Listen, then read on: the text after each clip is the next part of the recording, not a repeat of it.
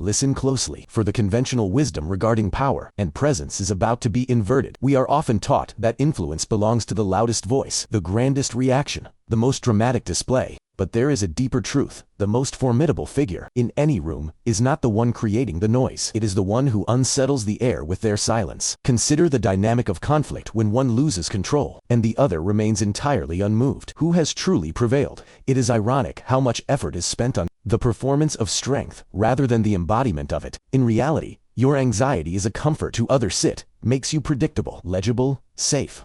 But when you are still, the dynamic changes. The biological instinct of the observer detects a threat in the unreadable. This is where we begin to build something undeniable. Here is the first taste of that authority in this moment. Wherever you stand, let the weight fall from your shoulders. Slow the rhythm of the breath and feel the shift. This is merely the prologue. Chapter 1, The Architecture of the Mind. We begin with the internal landscape. The mind is often running on an ancient script, a survival program designed for a world of physical predators, not modern complexities.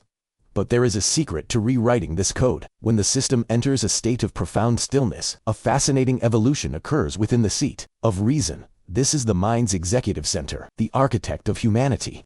In states of calm, this region does not just function, it physically strengthens, becoming denser and more interconnected. An upgrade from a dirt road to a super. Meanwhile, the brain's primitive alarm system begins to recede. It becomes less reactive, losing its hair-trigger dominance. This is not mysticism, it is biological remodeling.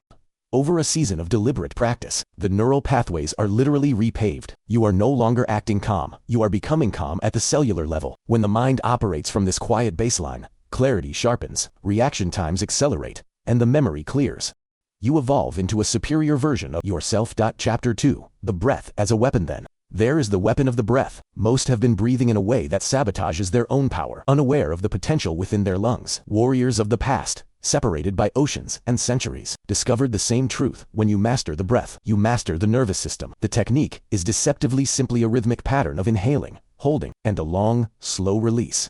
But observe what happens beneath the surface. The body's internal superhighway sends an immediate signal to shift gears. The heart slows, the chemical tides of stress recede, and the body finds it physically impossible to maintain anxiety. It is a biochemical override. You can engage this anywhere in the heat of debate or the pressure of the spotlight, hacking your own biology in plain sight, while the world remains none the wiser. Chapter 3, The Philosopher's Secret. Consider the wisdom of the ancient ruler, who governed a vast empire amidst constant war and political treachery. Yet, his mornings were not spent plotting conquest, but writing on the art of remaining steady. These philosophers of old discovered a truth that modern science has only recently confirmed. There is only one province in the universe we truly command or own: response. All else is merely noise. They called it the dichotomy of control. You command your thoughts, your actions, your judgments, the weather, the opinions of others. The outcome of the Gamethis belong to the world.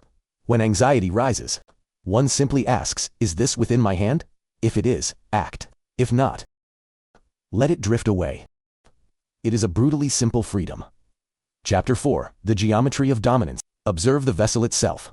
Stand tall. Your posture does not merely reflect your state, it creates it. A few moments in a stance of expansion shifts the body's chemical balance, elevating the hormones of confidence and lowering the hormones of stress. You are chemically engineering your own assurance. But the true power is not in making oneself large, it is in perfect stillness. Watch the apex predator. There is no fidgeting, no wasted energy. They exist with a terrifying dichotomy of movement. A subtle tilt of the head triggers an ancient recognition of dominancia, language older than words, and the hands, when they are visible, yet perfectly still, they signal a control that requires no effort.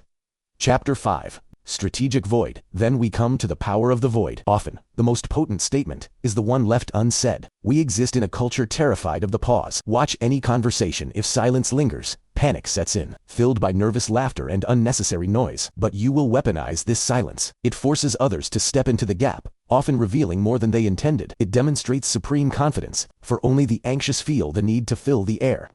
When you do speak, slowing the tempo creates a processing load for the listener. They hang on every syllable, because the mind has time to fully digest the weight of the words. For those seeking to navigate the nuances of human connection with greater depth, there is a community waiting. Join us to explore the scripts and strategies of interaction. Chapter 6. The Art of Redirection. Your emotions are not the enemy. The emotions of others, however, are your opportunity. This is the art of redirection, not suppressing feeling, but guiding the energy like a martial artist redirects force. The more chaotic the room becomes, the stiller you remain. Emotions are contagious, usually spreading like wildfire from the most intense source, but calm is the antidote.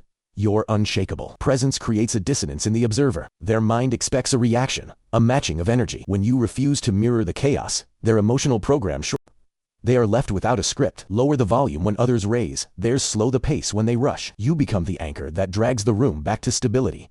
Chapter 7. The circuit of belief. Confidence is not a possession, it is a practice. The mind cannot distinguish between the genuine and the enacted. The same pathways fire, the same chemistry is released. You can essentially guide the mind until the reality catches up. There is a morning ritual: standing before the mirror, holding your own gaze. It sounds simple, yet many cannot endure it. This is not vanity, it is programming. It teaches the nervous system that direct connection is safe, not a threat. Maintain this practice, and observe the shift in your next vital conversation. Chapter 8. The shift in dynamics. You are becoming the most formidable presence in the room, not through aggression, but through emotional leadership. Groups do not follow the loudest voice, they follow the most certain one, and nothing broadcasts certainty like an unshakable calm. When tension rises and chaos threatens, the room will unconsciously turn to you. You have become the center of gravity. This is not manipulation, it is responsibility. By mastering your own state, you create a sanctuary where others can find theirs. You become the eye of every storm. Chapter 9. The daily ritual. Transformation is never an event, it is a ritual. Every master of composure has a secret they were not born this way, they built it, breath by breath, day by day. Now, you begin your construction. The morning is your fortress. Before the world invades, before the noise begins, you claim the first moments. No screens, no demands, just you and your nervous system.